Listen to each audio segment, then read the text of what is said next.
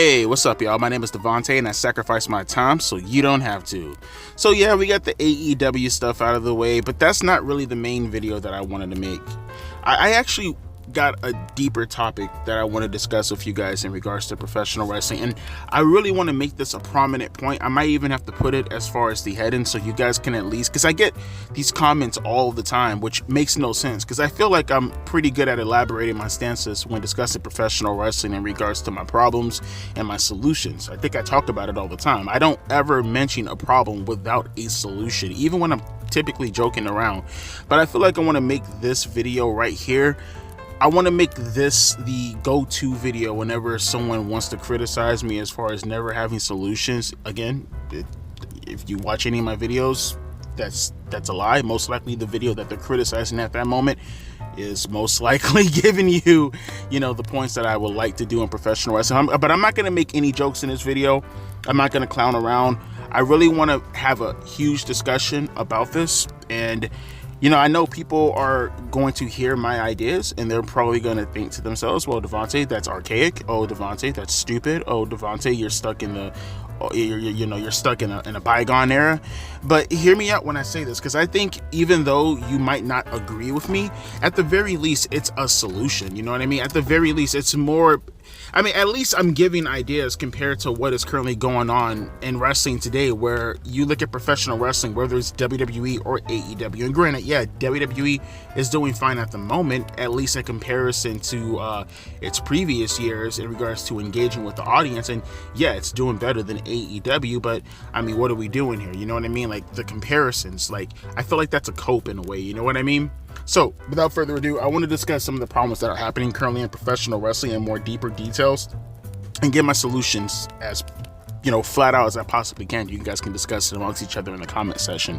So I feel like 3 factors in professional wrestling that makes it, in my opinion, not so relatable to the mass audience are pop culture, obviously the things that are currently going on in the world that usually typically younger people, but we can just broaden it out to a demographic at least younger than 65, right? People who are a little bit more coherent, and if they want to, they can actively engage with said culture or said activities or said movies, music, however you like to paint it out, right? I feel pop culture is something that professional wrestling in general should have in the back of their mind, you know what I mean, whenever having to put out any kind of product whatsoever, or having to focus on having to cultivate a gimmick for a wrestler. And it's not to say that all the wrestlers in themselves have to be like caricatures of pop culture of today, but it's to at least suggest that you have your finger on the pulse of America, or you have your finger on the pulse of Western civilization as a whole. And I say Western civilization simply because everything else follows the trend of the West, whether you're talking about Japan, whether you're talking about Korea, whether you're talking about some places in the Middle East, some places in Europe, whatever the case may be. They follow the trends of Western culture, and then sometimes they could take it and then they could flip it and then make it their own, but it's typically following the trends of Western culture, you know what I mean? And vice versa. It's not to say that Western culture doesn't take influences from different cultures in order to, mastersize this creation, but in the end of the day, movies, superstars, musicians, typically athletes, but I guess that depends on the sport. Almost all of that from a popularity standpoint comes from Western culture. I think we can all agree on that for the most part, right? That's one factor. We'll come back to that as far as how I figure we should get about that. The second thing that I obviously usually harp on all the time is cohesiveness, linear storytelling. Having a story that plays itself out from point A to point B, and there's one story that's building up throughout the night, but always remember that there's an overarching story underneath said story, or on top of said story, if you will, that's playing itself out to get to the conclusion at the pay-per-view. But always remember, everything in regards to professional wrestling on a week-in to week-out basis is a different page. You get what I'm saying? It's a different page. When you make it to the pay-per-view, that's a chapter. When you make it to the culmination of whatever your finale happens to be in regards to a pay-per-view, whether it's 4, 5, 6, 7, 8 months down the road, or it's going to be at a Big Four show. For an example, we're talking about WWE, if it's at a SummerSlam or a Survivor Series or a Royal Rumble or a WrestleMania, that's the end of the book. So for an example, you have Raw, and it's 4 weeks building to, say, I don't know, Payback, right? Let's just throw out a pay-per-view for an example. Each week is just a different page, but the chapter in itself is building up to Payback. Now, let's just say Payback is usually in September, right? But the payoff in itself for the entire story, that actually ends at the Royal Rumble. Do you get what I'm saying? Each page, always look at it from the perspective of we're going week to week. That's each page. Each chapter is making it to the next pay-per-view. The end of the book is making it to the culmination of whatever pay-per-view typically I would think, and how I would go about it would be at a big 4 event, right? That's at least how I go at it. Or if you even want to stretch it even further, if you're going after, like, let's just say for an example, an epic novel, typically it will be at WrestleMania, right? Or SummerSlam, even if you want to go there, 2 of the biggest shows of the year, right? Or in the case of AEW, Wembley Stadium, right? Or maybe even Double or Nothing, because outside of Wembley Stadium, I always felt that, Double or Nothing was kind of that show that usually feuds come to an end, or the start of a new feud, or whatever the case may be, right? Just my opinion, and more so because of, obviously, the legacy of Double or Nothing being the first ever legitimate pay-per-view that led into the creation of AEW as a weekly television event. So that's 2 factors. We got pop culture so far. We'll get back to that. We have the linear storytelling that I've been harping on for years. We'll get back to that one also. And then number 3, and I think this is the most important thing, period, point blank. And people look at this and they say to themselves, how is that important? I will get to that. I will get to that in a moment. Hear me out when I say this. You have to have a top guy. Now, you say to yourselves, oh, whoa, Devontae, that seems kind of obvious. No. I don't think you understand. When I say top guy, I'm talking about a Hulk Hogan. I'm talking about a Rock. I'm talking about a John Cena. I'm talking about a Stone Cold Steve Austin. I'm talking about a Roman Reigns. And that show needs to circulate. It needs to evolve all around that top guy. No more having to look at different people throughout the rosters and, oh, well, we have that guy, drop the belt to him. Oh, we have that guy, drop the belt to him. Unless there's a story involved in all of that, no. There's one guy who's the face of the company and the face of the era, in my opinion. But we'll get to that in a minute. Let's revert back to what I said earlier, pop culture. Obviously, you don't want to get too cringy about it. Obviously, because it's really hard in regards to pop culture, especially in today's day and age, because the things that circulate around pop culture today can tend to be a bit cringy, and it's unlike we've ever seen before in pop culture in regards to looking at the previous years or the previous decades, if you will, because there was always something that was a little bit more adult oriented when you look at pop culture, say in the 1960s, the 70s, the 80s, the 90s, or the 2000s, for an example. But once you get around the 2010s or the 2020s, because of the development of, say, for an example, social medias like TikTok, for an example, or Twitter, or Instagram, or Snapchat, or any of these different platforms in regards to social media, you have to take into regards that social media in itself is pop culture today. You know what I mean?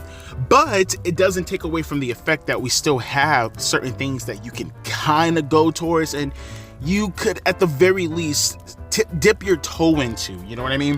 Whether that's politics or whether that's music. Now, I know, again, just like the social media aspect, you got to be very careful, because there's a bunch of things in regards to social media that's cultivated to both children and adults.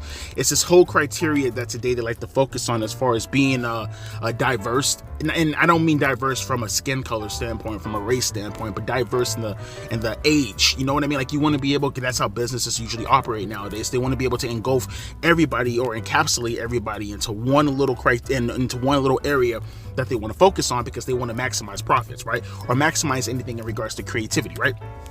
But there are stuff, and it's hard, but that's the part. And that's what I mean, like when it comes to creative, for an example, you pay these guys so much money, they should be able to research these things. They should be able to look at what's currently going on in the landscape and be able to tell what is popular, but edgy popular. Not just popular for the sake of being popular, not to say that you can't focus on that, not to say that you can't make that a gimmick for mostly everybody, right? Like, for an example, you go back to the 90s and look at the Attitude Era. I'm going to use them as a prominent example, right?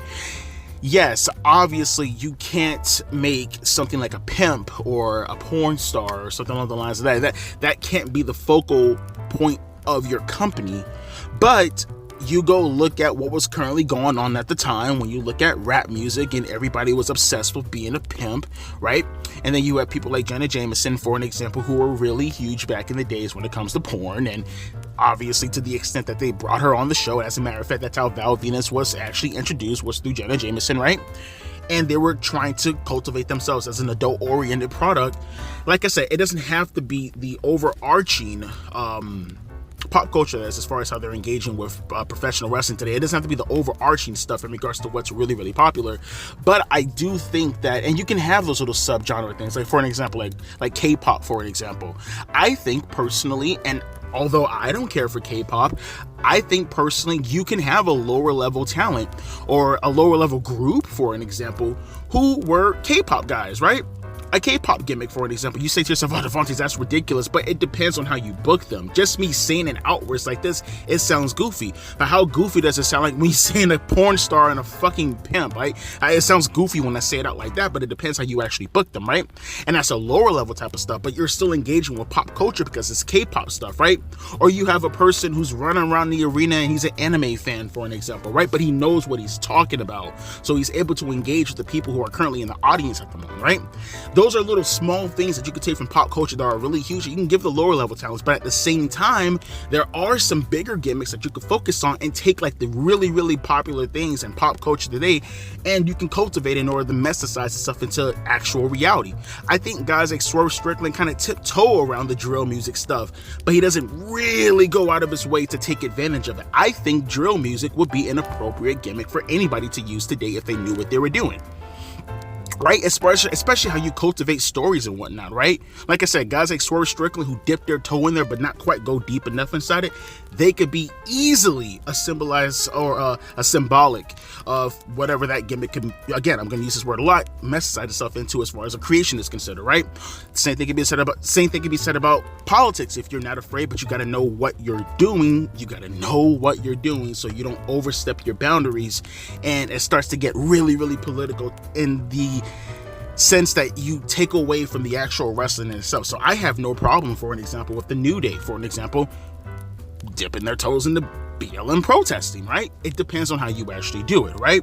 Or for an example, you have a gay guy out there and the gay guy in itself wants to, I don't know, he himself, and again, it depends on how you book it, right? You can have a gay guy, you can have the LGBT mafia, all this other kind of stuff that is ripe for the picking when it comes to having to use, and also you have to not be afraid. That's something else too when it comes to pop culture, because a lot of things today in pop culture, obviously it stems from politics, right? The more edgier stuff, the more dominating within the space of the world. And today you have to also not be afraid of doing things. Social media will attack you no matter what you do. But here's the thing though, social media attacks you even when you're not doing anything. So my idea is just ignore it. Do it, let it become the norm, and at the very least, whatever you're doing currently at that moment, that's gonna eventually become the norm. At the very least, they can't hold you accountable for anything because this is who you are as a product. You know what I mean? I think being able to engage with pop culture to the fullest extent that you could engage with it, I think that in itself would bring a lot of credibility to the product as far as engaging with the mainstream audience. You know what I mean? And once again, being able to focus on story. You have to tell a story. Simply having, for an example, an LGBT person coming out there and wrestling, but they're gay, for an example, or whatever the case may be as far as the LGBT spectrum is considered, that's not enough. You have to be able to tell the backstory of that character. You have to be able to present that character. You have to give vignettes. You have to have promos. You have to have skits, certain things, right? Like, for an example, I'll just give a perfect example. If you had a gay guy, for an example, right, over obsessing over a straight guy, but the straight guy happens to be the heel in all of this and the gay guy happens to be the babyface in all this, and he's over obsessing over the straight guy, but the straight guy, he's going to use the gay guy in order to win his matches, right? And he's been carrying this along for the longest, right? This is a straight guy now, right? And then eventually the gay guy overhears the straight guy saying something along the lines of, or not even the straight guy, let's just say, for an example, somebody, one of the gay guy's friends, maybe a gal pal or something like that, right? Overhears the straight guy, for an example, saying how he's using the gay guy. And the woman or the friends tells the gay guy that, hey, this guy is leading you on, right? You can have little vignettes where the gay guy is trying to kiss a straight guy and he's doing everything in his power to not reciprocate the involvement, for an example. And then eventually that culminates in the gay guy actually finding out about this, the straight guy beating the crap out of him. Mind you, you're not doing anything as far as saying anything out of context or saying anything unruly, right? But again, there will be pushback because people are going to say something on the lines of, you know, you're using the LGBT stuff in order to boost your profile, whatever the case may be. It's gonna come with territory. But if you know what you're doing with the story, the gay guy will come out on top. And when the gay guy comes out on top, all this culmination, this conclusion, it makes it worth it and everyone is happy. That's what I mean when I say pop culture and being able to engage with it. You just got to know what you're doing. But I think you should do it. Now that's one factor. The next factor, and I touched on this so many times in the past, I think I've lost count, but I feel like it should be touched on again. Linear storytelling. Now you guys know how I feel about linear storytelling. That in itself should always be the most prominent thing happening on your show. Even for what I feel is the most important thing, which I will get to in a minute in regards to circulating all your stuff around one talent. That doesn't work without the linear storytelling, because without the linear storytelling, then what the fuck is the point of circulating your entire plot or your entire company around one guy? So for an example, right? And I'll use this as an example because I love thinking about this. I go back to 1998, right? And you had Stone Cold Steve Austin. Just got fired at Judgment Day, right? Vince McMahon told him he had one job. Make sure he makes the count between Undertaker and Kane for the now vacant World Championship. Stone Cold didn't do that. He counted out both Undertaker and Kane. Vince McMahon grabbed the title. He ran into his limousine. Austin came backstage.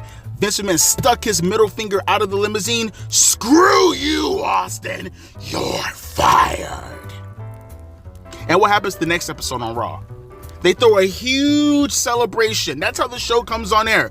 Balloons, confetti, everybody's cheering, but not the wrestlers. Hell, when I say everybody, I mean the people who are forced to cheer by Vince McMahon and the rest of the corporation.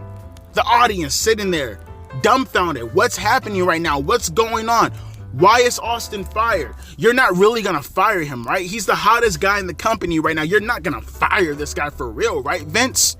And Vince, he's throwing a parade, giving a memoriam to Austin, or attempting to, or about to. He throws it up to the Titantron. Stone Cold Steve Austin is there. The crowd is losing their fucking minds as they thought he was fired. What is Austin doing? Looks like he's gonna go hunting tonight. He's gonna go hunting for some corporation members, dusting off his hunting rifle, right? Vince McMahon gets scared. He's terrified. What is Austin gonna do to me? Oh my God, is he gonna murder me? He's not gonna do that. He doesn't have the balls to. I don't think he has the chutzpah to do something like that. He doesn't have, in Vince McMahon's words, the grapefruits, damn it. Well, throughout the night, Vince McMahon, he ain't taking no chances. He surrounds himself around the corporation, as you would think. He sends the police out there to go check on Austin. What is he gonna do? He's out in the parking lot. Go do your fucking jobs.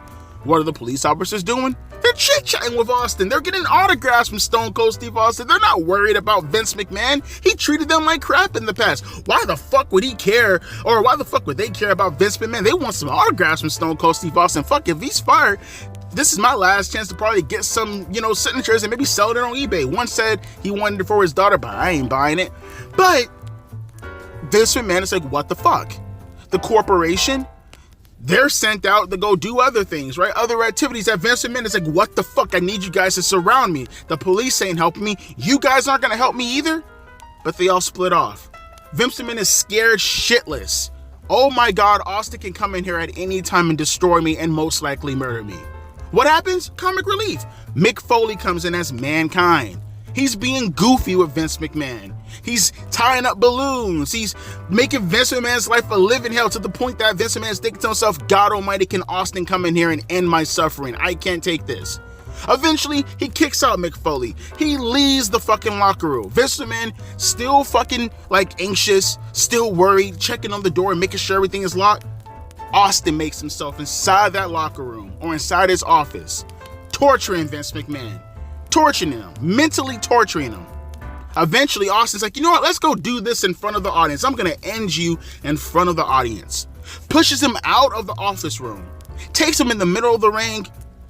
Tells him to, mind you, he's torturing him mentally. Tells him to get on his knees.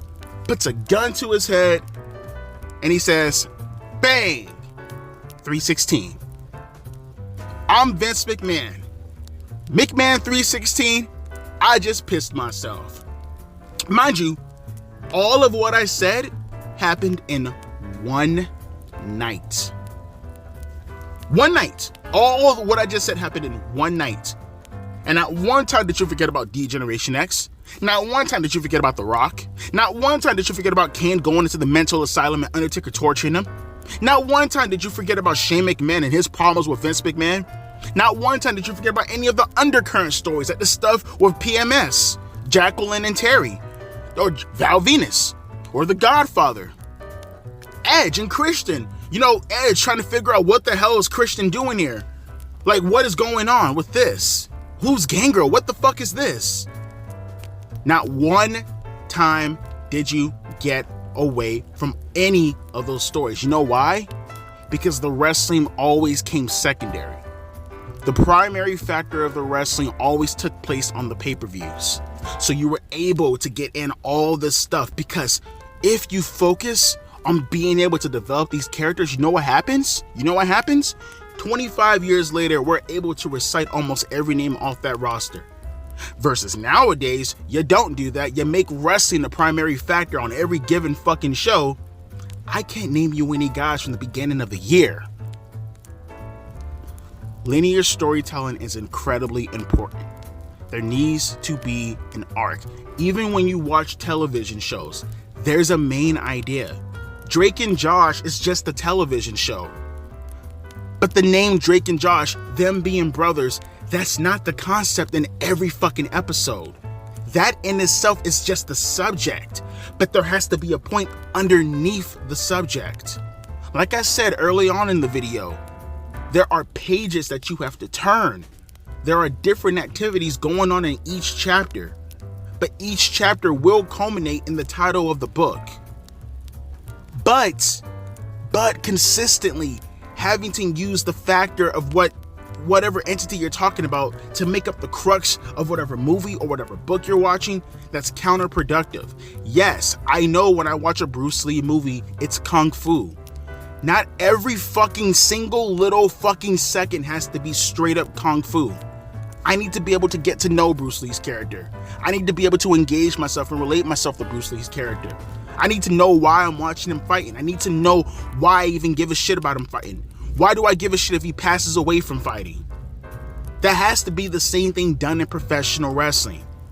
To consistently use the excuse of wrestling as in the title, and therefore the wrestling being in the title as the overarching narrative as to what the fuck we should care about, is ludicrous. It's insanity to even think like that.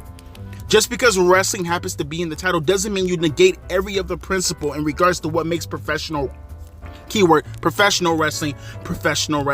You talk about the letters, but you forget about the E in WWE. Entertainment. We have to be entertained. I need to have a reason to want to watch you wrestle. Stone Cold Steve Austin and Vince McMahon just doesn't really hit right at St. Valentine's Day Massacre in the steel cage match. Have we not seen them have a damn near year-long rivalry with all the shenanigans? The Attitude Era just doesn't really hit right without Vince McMahon and Stone Cold Steve Austin in general. You know how I just talked about the match, but I talked about first the actual ongoing activity happening in the feud. But before I talk about the activity in the feud, I first noticed the actual feud that's currently ongoing being the actual reasoning for why the feud is even occurring at the moment. There's levels to this shit. And I think to consistently look at linear storytelling and disregard it for 3 week feuds, and then we say to ourselves, this is, and again, don't want to bring them up into this all the time, but I talked about this earlier with Solid Monster.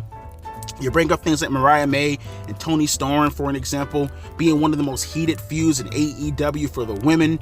And it's like, do I have to remind, and maybe I'm just in my own bubble, just because currently what they're doing at the moment is heated, it doesn't take away from the fact that we only got like, what, in total, maybe 5 segments, and I'm being generous with that. We got the bloody segment with Toni Storm and with what's her name again? Fuck, her name is slipping my mind right now. Fuck, what the fuck's that girl's name? Toni Storm. I just said her name like too long ago.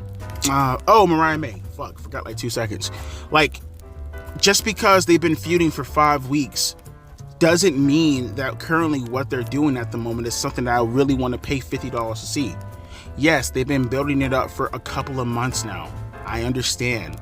But the levels of how they've been building it up for a couple of months, although I will say is productive, they haven't been really doing enough in my opinion. There's a difference between establishing talent while going forward versus what you're doing with that talent as far as establishing it going forward. You know what I'm trying to say? It's like when you put gas inside your car.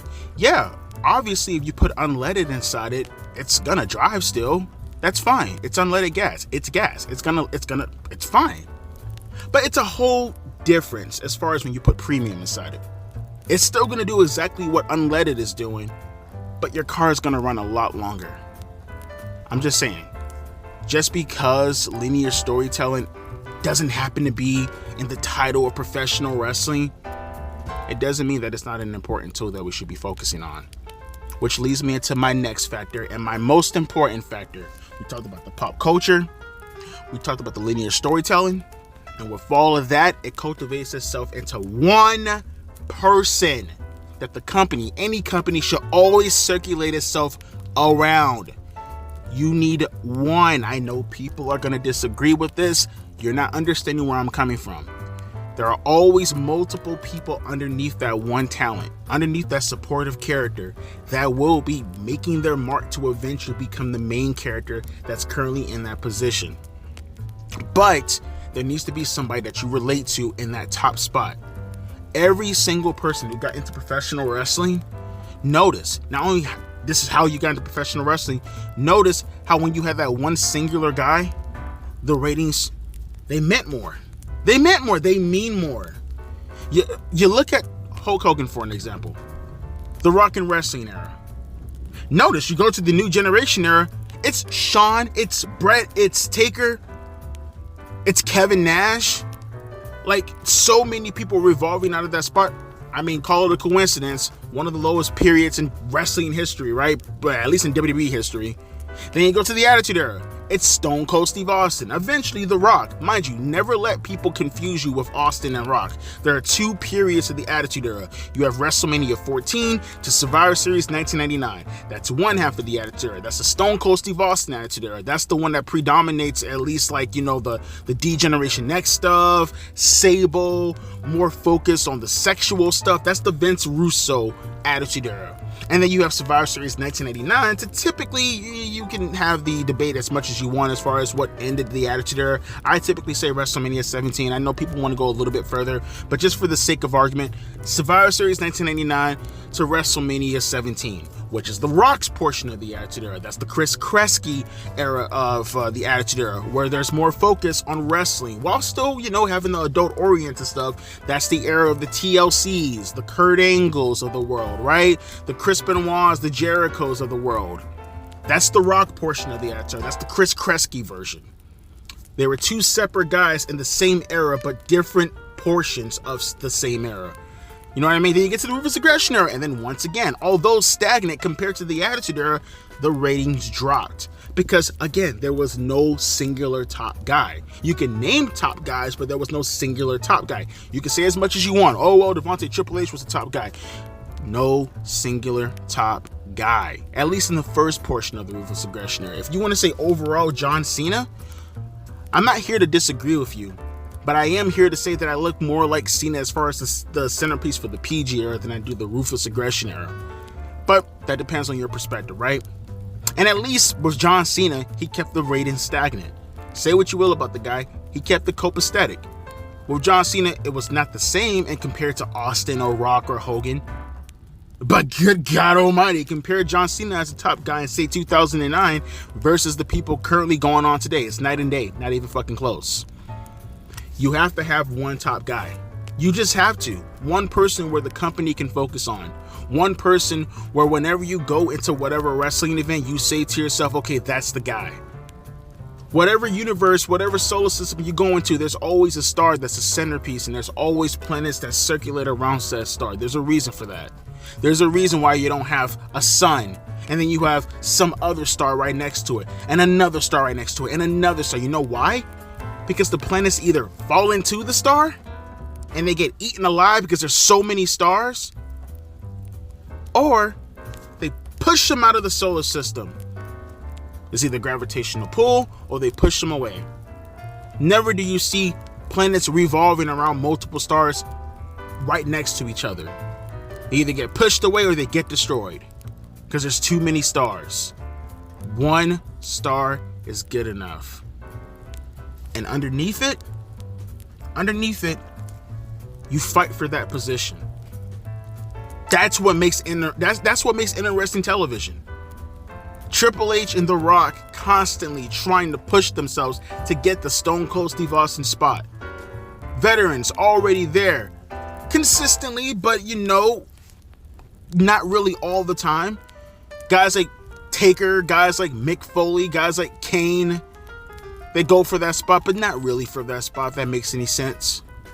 Then you have the undercard, the guys who are trying to fight to get the Taker and King spot, to eventually get the Triple H and Rock spot, to eventually get to Austin's spot. There's a certain hierarchy that I feel is missing from professional wrestling nowadays that we're not really focusing on. Now, you can blame that because of the brand split. You can blame that on AEW because Tony Khan's a retard. There's a bunch of things you can really blame it on, but I think not having that prominent guy, it's a problem. Look at professional wrestling nowadays. People want to say Cody Rhodes, but I mean, Roman Reigns is coming back. You're going to say Cody Rhodes is a bigger star than Roman Reigns? But at the same time, do you sit back and say that Roman Reigns, even though he's a bigger star by default, does he have the mileage? Does he have the actual, not the lineage, but the actual, not even the criteria, I wouldn't even say that, but the importance of what it means to be a champion. What has he been doing lately is what I'm trying to say. Does he have that built within him? Does he have the miles on him currently at the moment like Cody Rhodes has been doing for the past couple of months? You need to have both of those in the one guy. You need to have both of those in the one guy who represents the culture of today's generation. You need to have that within that guy, within the culture, representing him in today's generation while pushing him throughout the card. And everybody else circulates around this guy. And obviously, this should not be something that's predetermined in the sense that we found our guy. It needs to be a guy that represents everyone. That's the importance of the pop culture. It needs to be a person who's built up story-wise that makes sense. That's the importance of the linear storytelling. Everybody, for the most part, I will say 90%, 95% maybe, loves Stone Cold Steve Austin. You can't find a fan who did not like Steve Austin. It's almost impossible. It's probable, but it's damn near as close to impossible as you could possibly get to it. That's why Austin was over. Austin was over because he embodied the rebellious nature of the 1990s, while at the same time was consistently pushed throughout the card, but not overbearing, because you had other talent underneath him trying to fight for that spot, trying to get over just like Austin got over, where they're entertaining because they're fighting. And if you're not entertaining, then you're losing. Always have it in the back of your mind. Always keep in the back of your mind that whatever movie you watch, whatever television show you watch, whatever book you read, there's not multiple main stars. That's an oxymoron. That's why it's called main. The main character. And that's why those books work. That's why those movies work. That's why those television shows work. Because there's one main guy. You need to have one main guy. And you say to yourself, Devontae, that doesn't work.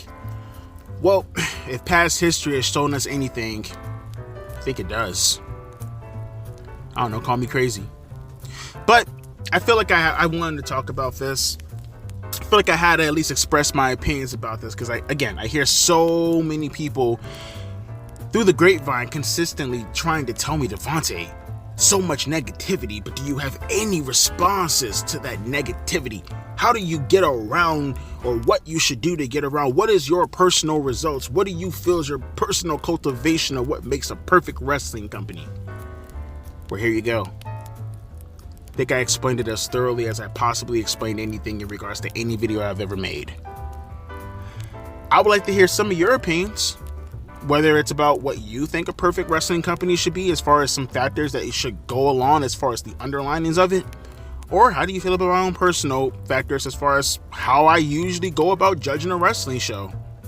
That's typically how I judge it. I judge it by what's going on as far as pop culture relevance is considered. If I can relate to it, how fun is it going to be? All those things fall under pop culture. What is the story playing out throughout the night? Am I hooked? Do I want to watch it next week because of a cliffhanger? And who am I relating to? Who do I give a shit about? I should know who I'm buying a ticket to see. I don't know. Call me crazy though. As always, my name is Devontae, and this is a long video, but I really wanted to make this. Don't expect more of them. Deuces, P. Eyes.